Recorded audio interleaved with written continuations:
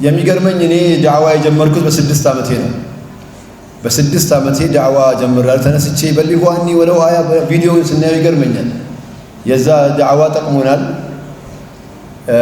በ7 ዓመት ውስጥ አካባቢ ከዛሬ ጀምሮ ማለት ነው 680 መድረክ ቆሜያለሁ።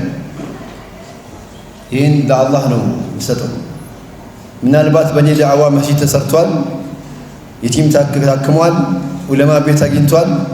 ፈኽር አይደለም። አልሐምዱሊላህ አልሐምዱሊላህ። ይሄ መወፈቅ ነው። አላህ ጋር ግን ዜሮ እንዳልባል ዛሬ ደግሞ ይህንን 400 መጽሐፍን እያንዳንዳችን ቢያንስ አንዱን መጽሐፍ 50 ሺህ ብር እገዛለሁ የምንል ሰዎች ብናመጣ ኸይር ነው የምመጣው። ስለ ወንድሜ ብናገር ውስጤ ስለማዘን ወደ ለቅሶም ስለሚወስደኝ ይቅር። የመሐመድ ወንድሜ ጉዳይ፣ የቡርሃን ጉዳይ አላህ ይካሰው፣ አላህ ይክፈለው። አስፈርመን እንድንሰጣችሁ እጃችሁን እስኪ ያሳዩ። ቀድሜ የተጫረታችሁ አሃ ይሄው እዚህ ጋር አንድ አገኘን። 200 ነበር ያልኩህ አይደል? በነገራችን ላይ መሐመድ አሊ ቡርሃን ሲመረቅ ሱፍ አልለበሰም። ሱፍ መልበስ አይወድም ማለት እና በየትም ቦታ ስትሄዱት የሆነች ሹራብ ነገር የሆነች ነገር ለብሶ የሚመጣው ድንገት ከሆነ ቦታ ላይ አንስተዋችሁ መጥቶ ንግግር እንደሚያደርግ አይነት ሰው እንደኔ ማለት ነው። እኔም ብዙ ሱፍ አለብስም። ሁሴን እየተቆጣኝ ነበረ ዛሬ ግን ወደድክም ጠላህም ሱፍ ነው የምትለብሰው ብሎ ሱፍ አስገድዶ ያለበሰው ፕሮግራሙን ሳይነግር ኡስታዝ አቡበከር ነው። ኡስታዝ አቡበከር አስገድዶ ያለበሰው ሰዓት አመልኮ ጋርና እናመሰግናለን። ከአድናቆትም አልፎ እንግዲህ ቅርብ ጊዜ ነው እስልምናን የተቀበልኩት። እኔ 5 6 ወር 7 ወር ሆነኝ ነው።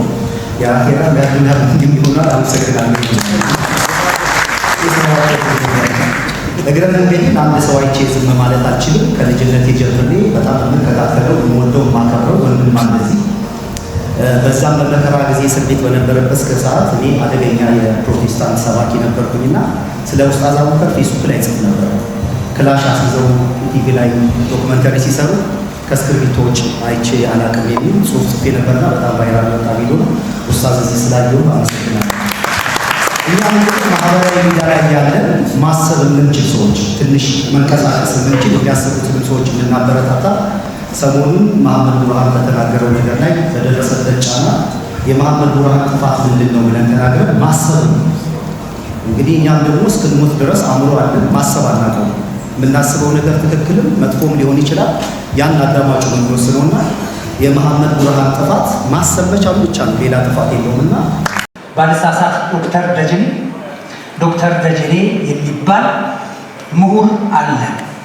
አንዲት ስሟንም ምዕራባዊ ያደረገች ሪሃና የምትባል ማስተማር ያልገባትን የምታስተምር አስተማሪ አለች። ተማሪዎቿን ሰልጥኑ፣ ነገን ተውት፣ ትላንትን ተውት፣ ስለ ነገ አስቡ፣ ከተማራችሁ በኋላ ወደ ውጭ ውጡ የምትል ትምህርት ያልገባት ያልተማረች አስተማሪ። አንድ ደግሞ ለቢዝነስ ብቻ ትምህርት ቤት የከፈተ ሌላ ካራክተር አለ። ይሄ ሰው ገንዘብ እስከከፈሉት ድረስ የትኛውንም ማስረጃ መስጠት የሚችል ማለት ነው።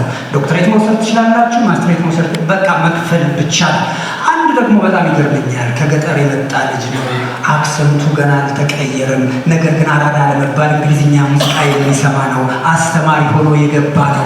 እዛ እያስተማረ ድንገት የልጆች የከፈቱት ሙዚቃ ይሰማል። ማን የከፈተው ብሎ ይቆጣና ተማሪዎች ሲደነግጡ አንድ ነገር የሚሰጡ ብዬ ነው የሚል አስተማሪ አለ።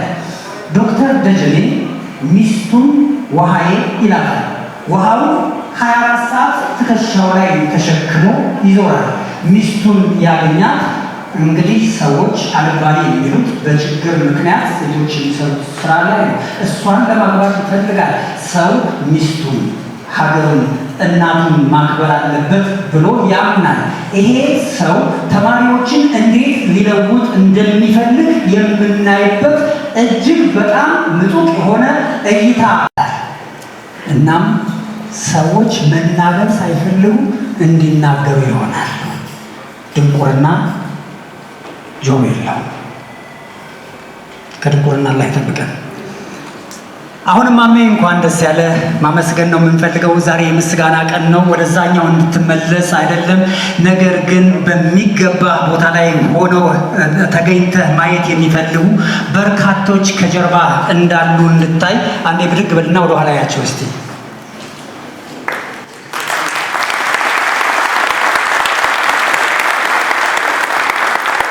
አመሰግናለሁ።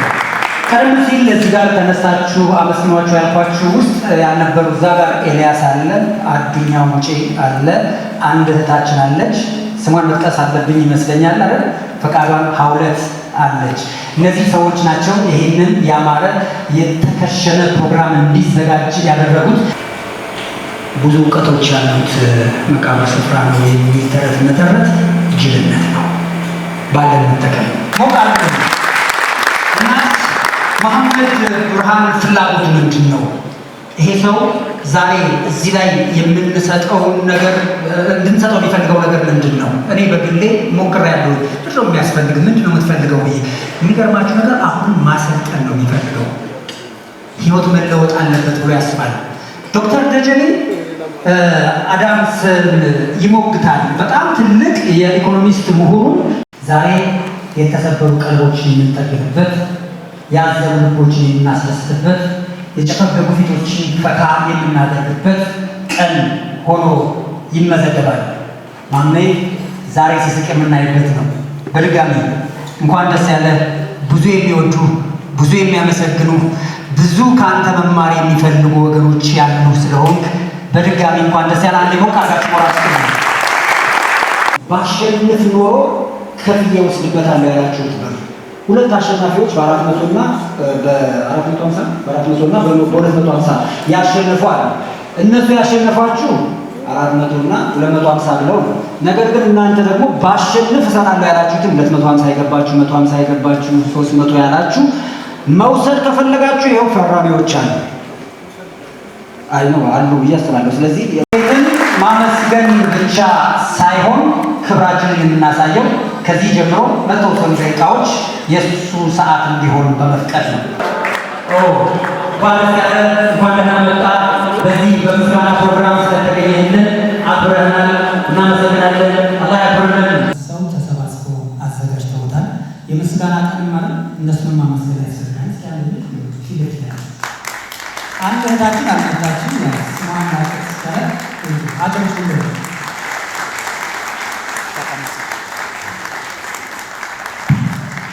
መርሀባ እናመሰግናለን። ተቀመጡ።